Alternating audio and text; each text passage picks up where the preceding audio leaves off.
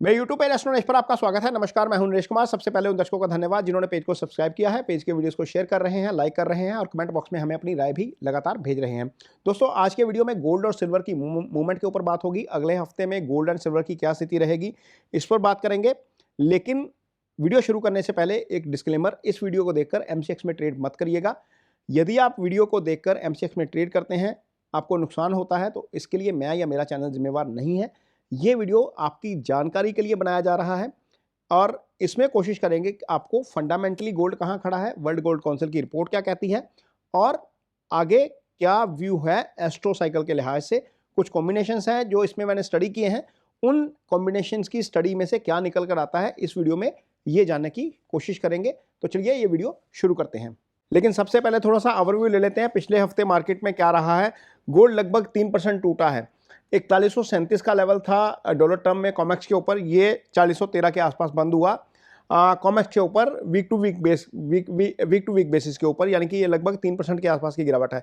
Silver में recovery दिखाई, silver ने शानदार रिकवरी थी, ये -0.44% नीचे बंद हुआ और ये $48.34 के आसपास की क्लोजिंग है। ये लगभग इसी लेवल के आसपास था पहले भी, मीन थोड़ा सा 48.50 से ऊपर था, तो बिल्कुल माइनर से गिरावट है इसमें, क्योंकि नीचे से रिकवरी बहुत शानदार आई है।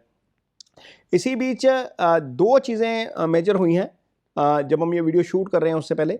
एक तो वर्ल्ड गोल्ड काउंसिल की रिपोर्ट आई थी जिसमें गोल्ड की डिमांड और सप्लाई को लेकर चीज़ें हैं, वो शेयर करेंगे साथ में। एक चाइना ने बहुत बड़ा स्टेप ले लिया है। आज 1 नवंबर है। चाइना ने गोल्ड के ऊपर डोमेस्टिक कंजम्पशन होती है उसके ऊपर वैट लगा दिया है। वैट की जो दर है नॉर्मल चाइना में 13% रहती है हर चीज़ के ऊपर, तो ये 13% का वैट चाइनीज़ कंज्यूमर के लिए सोने को महंगा बना देगा। चाइना दुनिया का सबसे बड़े कंज्यूमर्स में से एक है। इसका मतलब अब ये है कि यदि चाइनीज़ कंज्यूमर को सोना खरीदना है, या तो उसे ETF के रास्ते जाना पड़ेगा क्योंकि फिजिकल गोल्ड के ऊपर ही ये वैट लगा है, या तो उसे कोई और रास्ता ढूंढना पड़ेगा। मीन्स ये अब फिजिकल गोल्ड की जो डिमांड है वहाँ पर हो सकता है कम हो जाए, ये 13% लगभग 13% महंगा हो जाएगा। तो ये चीज़ें अब उसके लिए थोड़ी सी टफ हो जाएंगी। लॉन्ग टर्म में लगता है कि गोल्ड की डिमांड चाइना में अब कम हो सकती है कुछ हद तक। कितनी कम होगी और इसका बाजार के ऊपर क्या असर पड़ेगा, ये सोमवार को देखेंगे। सोमवार को हो सकता है कि थोड़ा सा इस फंडामेंटल रीज़न के कारण नेगेटिव खुले। दूसरी पॉजिटिव खबर इसमें यह है कि जो सोने की मांग है क्वार्टर ऑन क्वार्टर बेसिस के ऊपर, तिमाही को यदि हम काउंट करते हैं तो ये 3% बढ़ी है, ये 1313 टन हो गई है।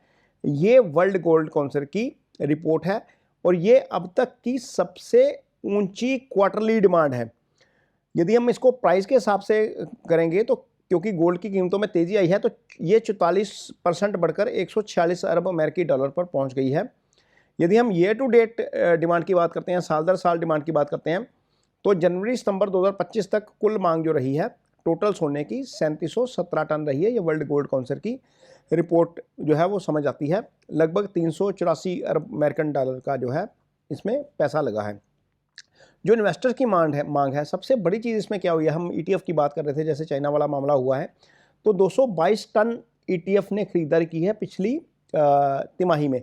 अब ये जो पार्टिसिपेशन है ना, फिजिकल गोल्ड और ETF, ये बढ़ रही है। बैंक तो खरीद ही रहे थे, सेंट्रल बैंक तो खरीद ही रहे थे, लेकिन अब ये बढ़ रही है और इस तिमाही में जो सिक्कों की मांग है वो लगभग 300 टन से अधिक रही है। इसका मतलब सिक्के भी बढ़ रहे हैं, ETF भी बढ़ रहा है। सेंट्रल बैंक की यदि हम डिमांड करते हैं, बात करते हैं, तो सेंट्रल बैंक की डिमांड की जो है वो पिछली तिमाही 28% बढ़ गई। मीन 220 टन की खरीदारी सेंट्रल बैंक्स ने की है। तो ये खरीदारी यदि हम ईयर टू ईयर कंपेयर करते हैं तो पिछले साल से लगभग 90 टन कम है। पिछले साल इस अवधि तक 724 टन का सोना खरीदा गया था सेंट्रल बैंक की तरफ से, अब 634 टन का खरीदा गया है। हालांकि वर्ल्ड गोल्ड काउंसिल की रिपोर्ट कहती है कि इसमें जो ज्वेलरी की डिमांड है उसमें 10% की कमी आई है, क्योंकि जो रेट्स हैं वो बड़े हैं, इसके कारण थोड़ा सा ज्वेलरी की डिमांड कम हुई है। तो ज्वेलरी की डिमांड कम हो रही है, ETF की डिमांड बढ़ रही है, सेंट्रल बैंक गोल्ड ज़्यादा खरीद रहे हैं। और यहाँ पर यदि ज्वेलरी की डिमांड कम हुई है पूरे वर्ल्ड में, तो अगली जब रिपोर्ट आएगी वर्ल्ड गोल्ड काउंसिल की, जो चाइना में वैट लगा है 13% के आसपास का, उसके कारण हो सकता है ज्वेलरी की डिमांड थोड़ी सी और कम हो जाए, क्योंकि चाइना सबसे बड़ी आबादी, भारत और चाइना जो है वो दो बड़े कंज्यूमर हैं आबादी के लिहाज से भी, गोल्ड की डिमांड के लिहाज से भी। और यदि हम इसको कंपेयर करते हैं इंडिया, चाइना, सिंगापुर के साथ या दुबई के साथ, तो दुबई में 5% टैक्स लगता है, इंडिया में 3% का जीएसटी लगता है, सिंगापुर में शायद 9% और हमारे यहाँ पर ये चाइना ने इस पर 13% लगा दिया। तो 13% का डाटा जो है वो थोड़ा सा परेशान करने वाला है। और यदि हम इस वीक का इम्पोर्टेंट डाटा को देखेंगे कि यूएस में क्या होने जा रहा है, तो 3 नवंबर को रात को 7:30 बजे इंडिया टाइम के हिसाब से उनका job opening and labour turnover survey आएगा। इस टाइम के आसपास को जरूर ध्यान में रखिएगा। 7:30 बजे मार्केट में कुछ ना कुछ मूवमेंट आपको देखने को मिल सकता है इस डाटा के बाद। यदि आपकी पोजीशन है तो थोड़ा सा इस समय ध्यान में रखेंगे। 5 नवंबर को इंडिया टाइम के हिसाब से शाम को 6 बजे productivity cost and third quarter का 2025 का जो है वो डाटा आएगा। वो बड़ा इंपॉर्टेंट डाटा होता है इनका। 7 नवंबर को इंडिया टाइम के हिसाब से शाम को 6 बजे एम्प्लॉयमेंट सिचुएशन जो चल रही है वहाँ पर अक्टूबर 2025 का डाटा आएगा। ये चीज़ें रहेंगी फंडामेंटली थोड़ा सा अब स्थिति वीक लग रही है। 2 चीज़ें फंडामेंटली हुई हैं। एक वर्ल्ड काउंसिल की रिपोर्ट जो इंडिकेट करती है कि गोल्ड डिमांड में है, गोल्ड लॉन्ग टर्म में डिमांड में रहेगा, ये ऑब्वियसली इसमें कहीं कोई कन्फ्यूजन नहीं है। लेकिन चाइना वाला फैक्टर एक बहुत बड़ा फैक्टर हो गया। फंडामेंटली यहाँ पर चीज़ें थोड़ी सी गड़बड़ नज़र आ रही हैं, इसलिए यहाँ पर अब संभल कर चलना पड़ेगा। यदि हम नवंबर के इवेंट्स की बात करते हैं तो नवंबर में 1 नवंबर को मंगल अनुराधा नक्षत्र में आ गए। ये शनि का नक्षत्र है, ये सुबह 8:28 पे हुआ है। 2 नवंबर को वीनस जो है वो लिब्रा में आए हैं, यानी कि तुला में आए हैं दोपहर को 1:21 पर। 3 नवंबर को सूर्य आए हैं सूर्य आएंगे विशाखा नक्षत्र में दोपहर को 3 बजे, लगभग 3 बजे। 7 नवंबर को शुक्र स्वाति नक्षत्र में आ जाएंगे 9:13 को शाम को। इसके अलावा कल एक इम्पोर्टेंट इवेंट है सोमवार को 3 नवंबर को गुरु और शुक्र दोनों 90 डिग्री पे हो जाएंगे, शुक्र और शनि दोनों 150 डिग्री पे हो जाएंगे।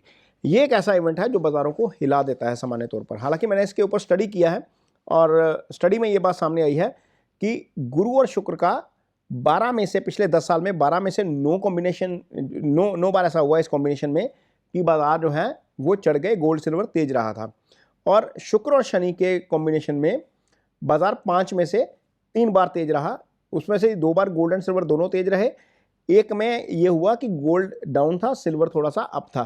तो लार्जली ये कॉम्बिनेशन जो 3 नवंबर को बन रहा है उसमें गोल्ड एंड सिल्वर जो है वो बुलिश ट्रेंड दिखाते हुए नजर आ रहे हैं इस कॉम्बिनेशन के मुताबिक।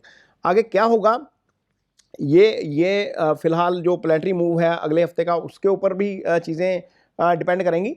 लेकिन अगला हफ्ता मुझे थोड़ा सा वोलेटाइल नज़र आ रहा है गोल्ड सिल्वर के मामले में। जैसे हमने पिछले हफ्ते में कहा था कि गोल्ड सिल्वर वोलेटाइल रह सकते हैं, हमने देखा कि काफ़ी डिप लिया फिर वहाँ से राइज किया।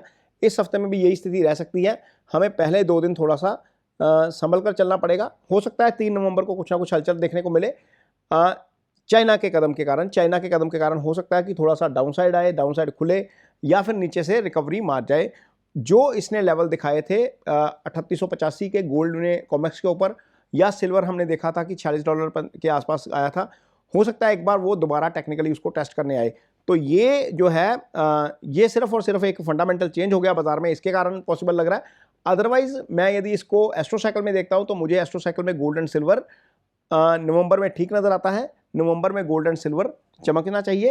एस्ट्रो साइकिल जो है वो इस लिहाज से पॉजिटिव नज़र आता है। ये वीडियो आपको कैसा लगा इस पर कमेंट बॉक्स में अपनी राय जरूर दीजिए। यदि वीडियो अच्छा लगे तो उसे शेयर जरूर करिए, पेज को सब्सक्राइब जरूर करिए। इसके साथ ही मुझे दीजिए इजाजत। नमस्कार।